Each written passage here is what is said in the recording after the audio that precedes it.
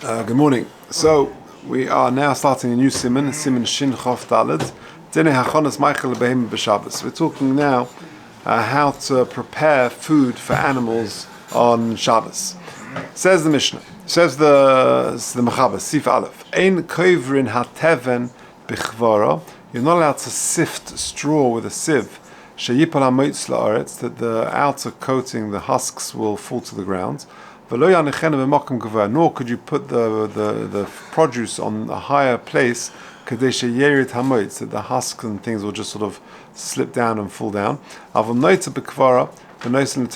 if you need to bring it to the trough, you can put it in a sieve and just schlep it there and put the whole thing into the trough. Even though the motes, the husks and things will fall off by inevitably. Given she'ena mechaven, if you're not mechaven for that, you can use the sieve to transport the produce to the trough so that you can feed the animal. Says Mishnah Berurah, ein kovrim pneishu k'meraked. The problem is meraked. What's the problem with the raket? If you take a look at number one, mikach she'ein ha'isa ele mishum shumeraked. The problem is to take it and to sift it. That's a problem of meraked, which is for one of the boira type of melachas. But to actually use the sieve to transport the produce to the trough, muta. That's what the diuk he makes. So because you might think, well, hang on a second, why am I using a sieve to transport this stuff? Surely a sieve is mukta. It's a sieve. Teretz is that it's a klish melachta le'issa that I'm using l'tzerich gufay. I'm actually using it to transport the wheat or whatever the produce is. That would be okay.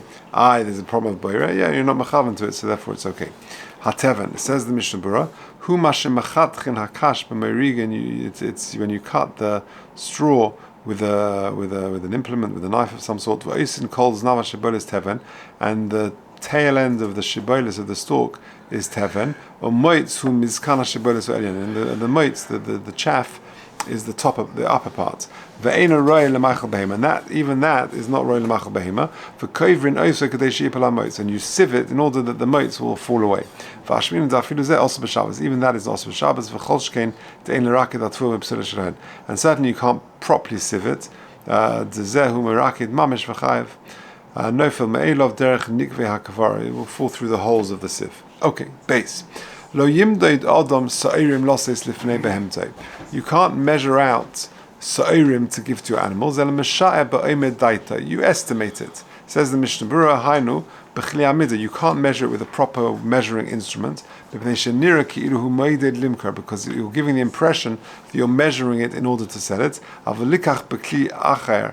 But to take it into another bowl and to say this is approximately a kav, this is a kavayim, that would be okay. So that's what the Mechaber concludes, that you can't use a proper, exact measuring implement because you can't measure for this, but you can estimate it, and approximately he needs a kav, he needs a kavayim, that would be okay. Good. Gimel. Ein govlin murson lebehema eletanagolim. You're not allowed to knead bran for your animal or for your chickens. In other words, that means you can't.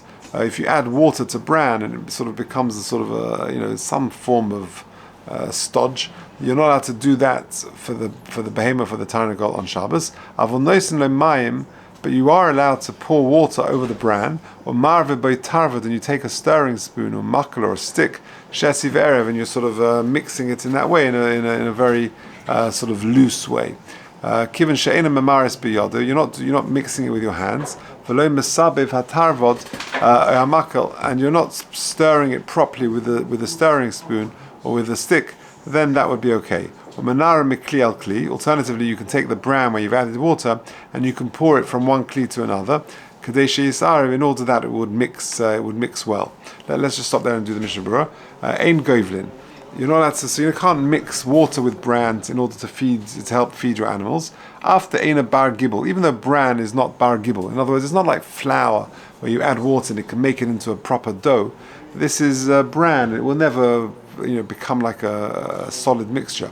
Mikol Mokum, nevertheless, Goz Rabbanon Shema Yovel Gabel Kemach. The concern is you might, if you're allowed to add water to bran, you may come to do the same with Kemach, the Chaim Mishum Losh, and that's a proper Issa of Losh. V'das Harei Rishonim Ta'af B'Mursun Chayiv Mishum Losh. And some Rishonim, many Rishonim say that even adding water to Mursun, to this bran, is a problem of Losh, V'ayim B'Halacha. Mursun, Ve'ein Chiluk bein im megabel harbe or ma'at ma'at. Doesn't make a difference if you add a little or add a lot. But what you can do is you can add water and then you can stir it sort of badly, as it were, just very amateurishly. Are you allowed to do the same thing with when you add water to flour and just use some sort of stick to stir it and not a proper stirring? It depends on various opinions in the poskim. The Yesh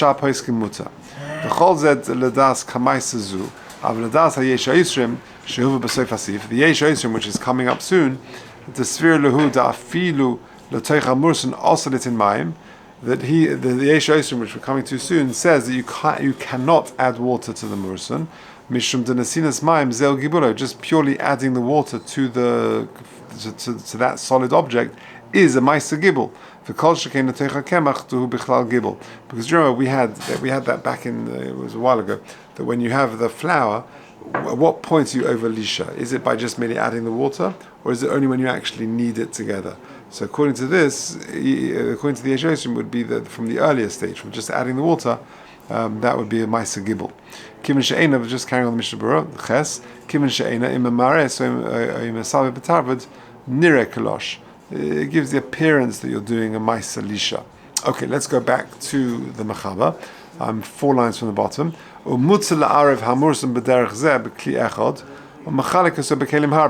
you've got a big bowl of bran and water, and you want to divide it up into smaller kelim.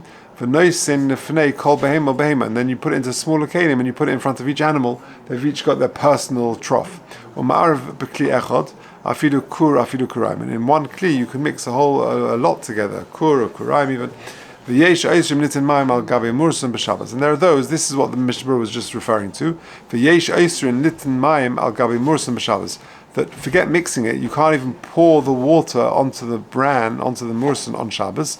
And then that which we said you can't sort of stir it backwards and forwards, that's talking about where you added the water before Shabbos, because according to the Yesh Yisrim, you cannot add water to the bran on Shabbos. In terms of garlic and mustard and things like that. Okay, back to the Mishnah Berurah, Sif Cotton Tess. Afilu kur. That's the shir, you're adding a lot of bran to water and you're then sort of dividing it up. Because otherwise it would be a full foul of tircha. V'yesh Yisrim, who das balat trumas. So this Yesh Yisrim is the balat trumas, v'si'ata, and those who are with him. The poskin karebi, the sfir leiden, and sinas ma'im lechud chayiv. That's what I was just saying. They're just adding water alone, then you're chayiv mishum gibel, b'kemach over mursun, over efer v'chol dava, any issue of losh. And therefore, the only way to do it is to add water from before Shabbos. And still, even if you add the water before Shabbos, you cannot mix it properly tomorrow. Unless you do it in a very loose way. Shesiv arev means backwards and forwards, crisscross.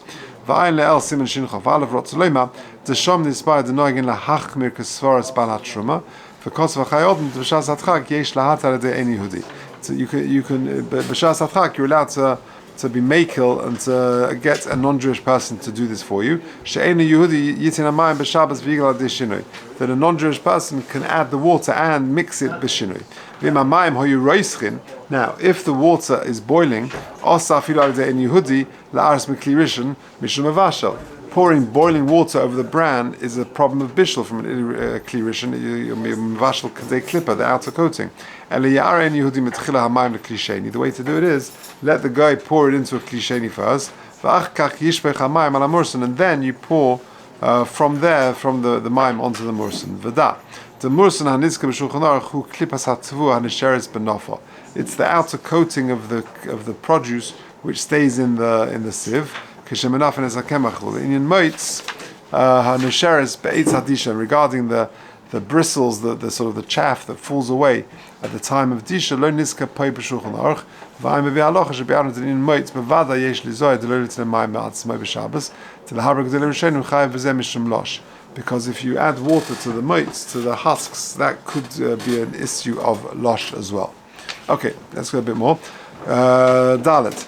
Kashin shel shibolim. So you've got sort of bundles of shibolim, of sheaves of produce, which are in 2 or 3 places. Mutar lahatiron, you're allowed to, imagine, can you picture these big bundles? So to cut open the string that surrounds them is mutar lahatiron, you're allowed to do that. So that way you open it up and animals can eat from this produce. V'yesh oimrim, it's only allowed to open the string if the kesher is an eina shel kayom. It's not a permanent knot. But you can't sort of rub these sheaves together. But like farmers would sometimes do to make it easy for their animals to eat it. You're allowed to make it into edible foods. But something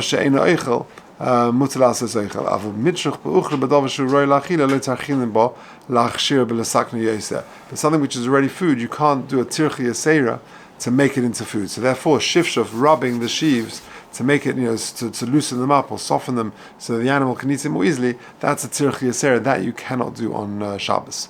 Okay, it says the Mishnah Yud Beis, v'yesh oimrim. Kosav Tosefes Shabbos v'chein b'sefer Beis Meir to kula alma sfir luhachi u'mipnei shelo imot so din zeh mefurish rak b'makom echad kosav yesh mi she'omer. Fine. V'ayim b'chudash b'kevega b'shem marikash the daita da'aramam cholik al zeh mikol makom ledina in lahakel the das Rashi v'armach gam kein the yesh koishe u'matzeh af ba'ochle behema kumish ksavti le'el simen shenu zayin sif hei b'veh halacha u'b'chay odem kosav the gam Rambam moeded the b'kash v'teven yesh koishe u'matzeh, and therefore you should not be. It's only allowed to undo the string if it's a kesher she'eina shel kayoma. But if it's something which is more permanent, then you've got a problem. And then the Mechaber finished off and says, "Asel shafshef b'hem biyodayim."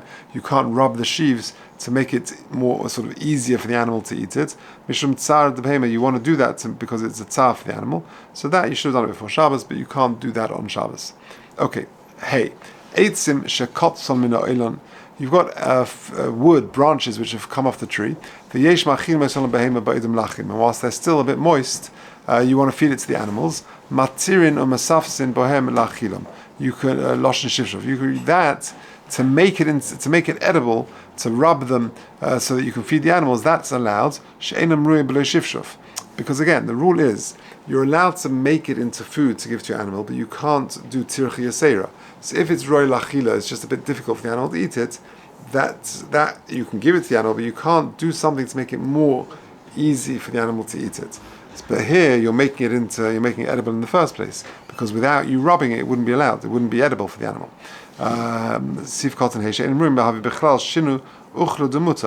Being meshana the eichel to give it, to enable the animal to eat it, that would be allowed. Okay, vov. You're allowed to cut diluin, the pumpkins. So long as the food, these like pumpkins, they're quite hard. So you want to cut them into smaller pieces so that it makes it edible for the animal. So long as it was detached from the tree before Shabbos, you're allowed to do that. Says the Mishnah Berurah, Sif Kotan Tes Vov, Deluin, Dvadavka Kashem Koshim. When are you allowed to cut them? When they're very hard. She'enam ruin le'echol b'lo chituch. Without you cutting it, the animal wouldn't be able to eat it. Avul kashem rakim, but if they're soft, have a bechal mitruch ba'achlim v'asa. So that's another application of the rule. So to cut the deluin so that the animal can eat it, you're allowed to do. So if they're actually deluin, the pumpkins are a bit soft and they can eat it at the moment, and you're just cutting it to make it easier for the animal to eat, that you would not be allowed to do. Vafiru koshim. And even if they're very hard and therefore you're allowed to cut them, lo yechatchem dak. Don't cut them too thin, mishum teichen, because if you cut gidulei karka too finely, then you're coming into teichen problems. Kadil el b'simen shin chafalav sifyud beis li'nechatichas yerek dak. V'ayin shom oid the issa techina lo shaykh rakim daita lachilim la'achazman. Now the issue of techina over there is only going to be a problem if you feed the animal to later points. Now, then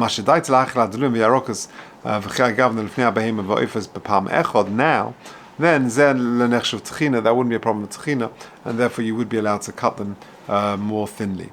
That were detached from the tree yesterday.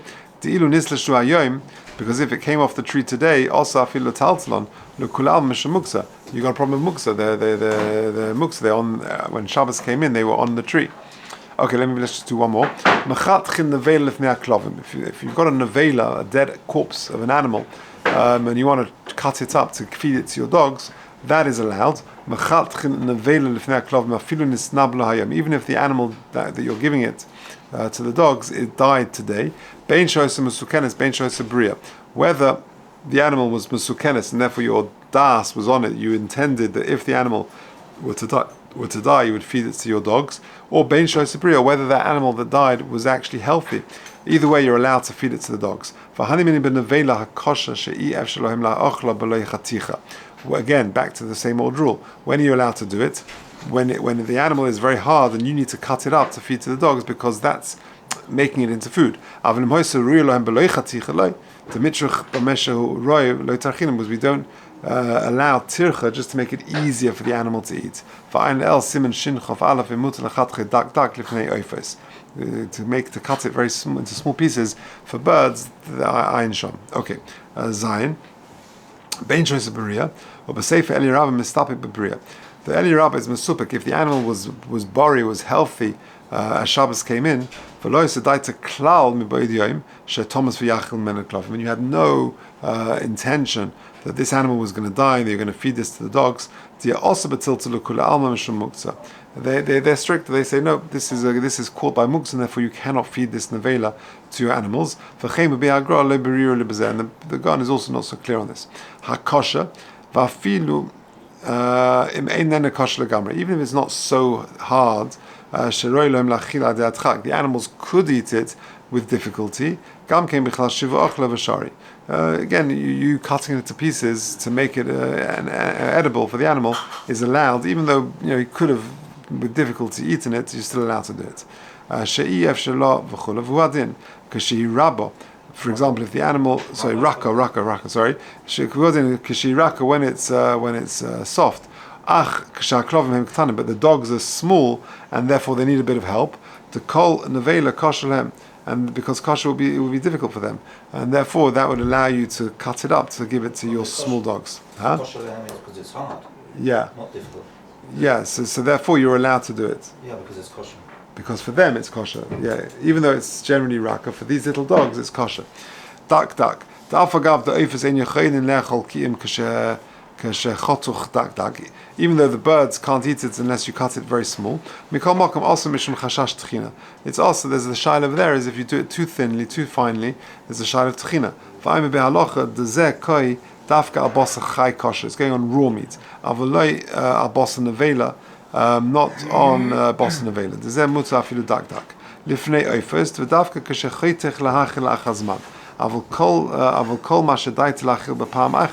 Sorry, like we said before. So if it's to do it now, then that would be okay. Okay, right, let's leave it there. Okay, Shabbos. Why do we need this sooner?